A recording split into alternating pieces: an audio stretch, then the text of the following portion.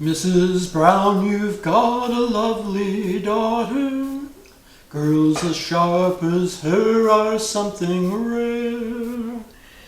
But it's sad, she doesn't love me now. She's made it clear enough, it ain't no good to pine. If she wants to return those things I bought her, tell her she can keep them just the same. Things have changed, she doesn't love me now. She's made it clear enough, it ain't no good to pine. Walking about, even in a crowd, though you'd pick her out. Makes a bloke feel so proud if she finds that I've been round to see you.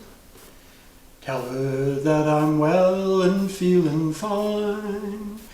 Don't let on, don't say she broke my heart.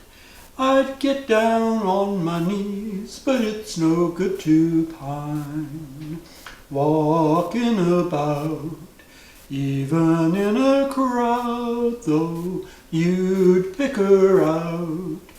Makes a bloke feel so proud if she finds that I've been round to see you. Tell her that I'm well and feeling fine. Don't let on, don't say she broke my heart. She's made it clear enough, it ain't no good to pine.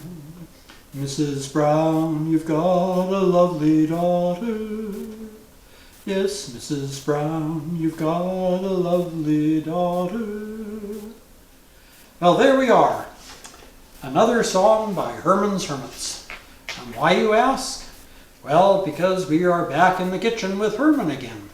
If you'll remember, about 2 weeks ago, I gave you the recipe to make a Herman Starter. And hopefully you made that up and you were beating him every day and feeding him every 5 days. Poor Herman. Must get hungry on those other 4 days, huh? Well, what are we going to do? Well, now we have our Herman Starter. It's mature. It's ready to make something with. So today we're going to make a Herman coffee cake. And there's many things you can do with this, but I'm going to make it with blueberries today. And if you haven't figured out by now, blueberries are my favorite berry. Most times when I make something in this kitchen with berries, it'll be either blueberries or Saskatoon berries. So you feel free to use your favorite berry. You could use raspberries, strawberries, loganberries, blackberries. I don't know if gooseberries would work, they might be a little tart. But anyway, let's get to our recipe, shall we? I'll move the camera over so you can see what we're doing. Now, 2 things you're going to want to do in preparation for this. One is preheat your oven to 350 degrees, and the other is to grease and flour a 9x9 casserole or cake pan. All right, let's get to the actual ingredients here. First thing you're going to want is 1 cup of white flour.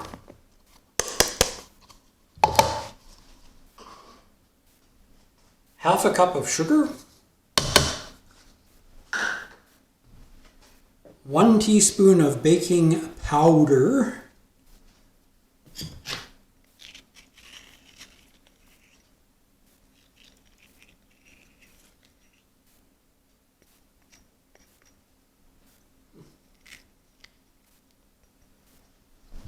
a 1/4 teaspoon of baking soda,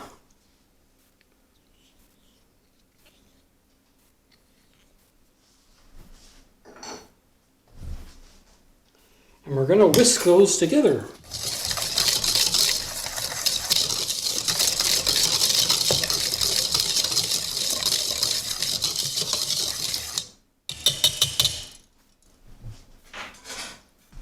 Now to that, we're going to add 1 egg,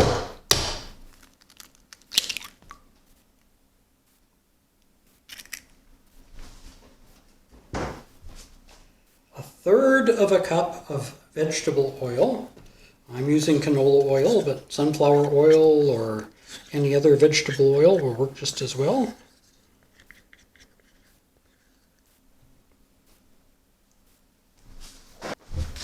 And of course, our mainstay, most important ingredient, 1 cup of Herman Starter, or sourdough starter. Wouldn't you much rather be named Herman than sourdough? Yeah, nickname like sourdough, people might kind of wonder about you, huh? There we go. So now once we've got that in the bowl, we're going to take a fork, or if you want to use your hand mixer or stand mixer, you can do that too. You know me by now, I like to just do things by hand. Don't have to worry about a power outage that way. If the electricity goes out, I'm just using my fork in the dark, not stuck. So you're just going to whisk that together really good until you've got a nice uniform batter.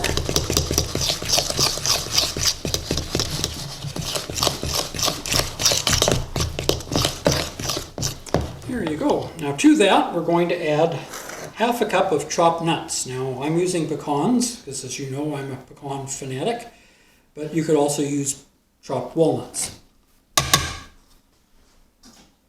And we'll just mix those in well. Now, these are probably chopped slightly finer than they really should be for this cake mix, but it's okay, it'll work.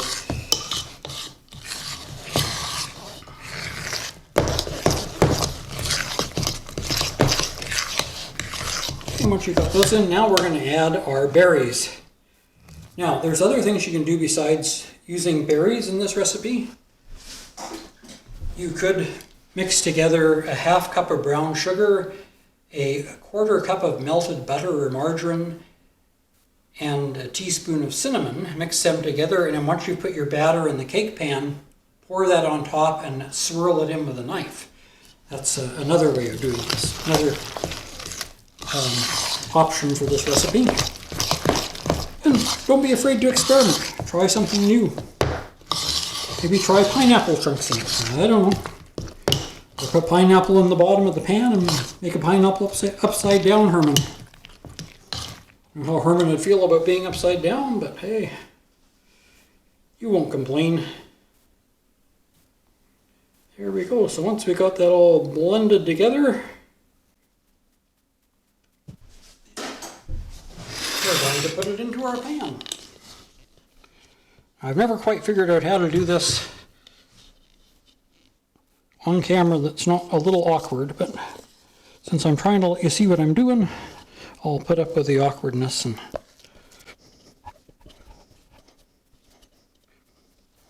okay, I'm going to have to turn this here so I can see what I'm doing. Now you should use a plastic or ceramic bowl because sourdoughs and metal don't really get along that well. I don't know if you're aware of that fact or not. Same with storing your sourdough, you shouldn't store it in a metal container. Alrighty, so we get the rest of that batter in there.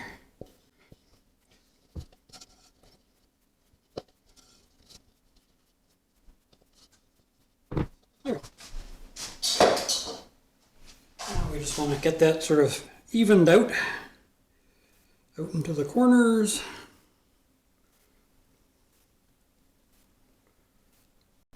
Alright, we've got that evened out into the corners, and now we're going to put it in the oven to bake for 30 to 40 minutes, and that will depend on your oven. So we'll be back then to have a look and see how it turned out.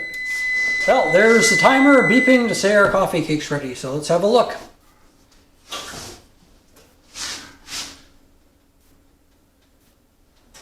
Road comes out clean, that means she's done.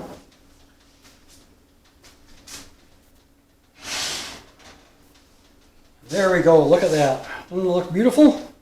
Alrighty. Well, I hope you've enjoyed today's recipe and we'll give it a try. Mrs. Brown may have a lovely daughter, but I think we've got a lovelier coffee cake. So, try the recipe and enjoy your weekend. Until Tuesdays with the Pilgrim, take care, stay safe, and God bless.